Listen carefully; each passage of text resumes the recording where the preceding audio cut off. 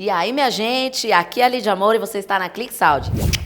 Antes de mais nada, se inscreve no canal, curte esse vídeo e compartilha para os seus amigos. E vem comigo que hoje o vídeo tá sensacional. Então roda a vinheta aí, DJ!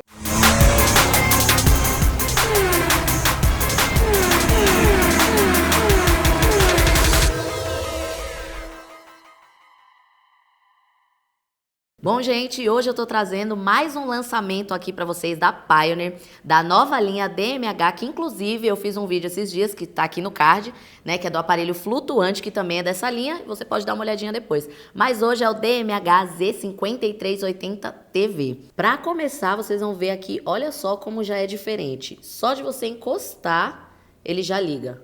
Vocês viram aí? Tava desligado, eu só encostei o dedo e ele já ligou. Então já é um diferencial desse aparelho. Tem o mesmo layout dos outros aparelhos DMH, né? Mas a única diferença é que tem algumas funções diferentes, né?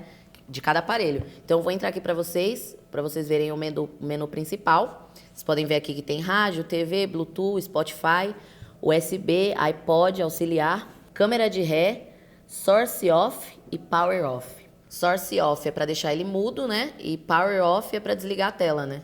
Ele é compatível com o Apple CarPlay e Android Auto.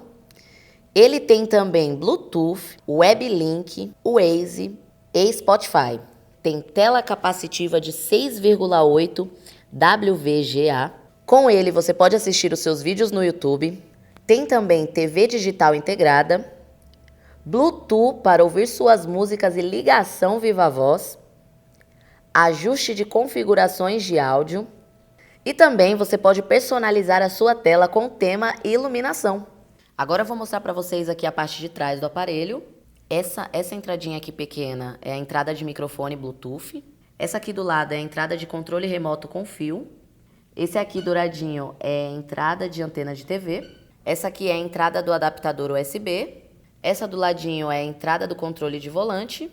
Aqui é a entrada do chicote. Esses dois de cima aqui são dois pares de saída RCA. E esses daqui de baixo é um par de saída subwoofer. E esses dois amarelinhos, esse aqui é a entrada de câmera de ré. E esse aqui é saída de vídeo. Esse aqui maiorzinho é a entrada de antena. E esse aqui embaixo é um par de entrada auxiliar de áudio. E é isso, gente. Esse foi o nosso vídeo de hoje. Espero que vocês tenham gostado. Se tiver alguma dúvida, é só entrar em contato com a gente nas nossas redes sociais. E não esqueçam de dar aquela olhadinha na nossa loja, que temos mais de 10 mil produtos para você. É isso mesmo. E não esqueçam, ClickSound Lifestyle Automotivo é aqui.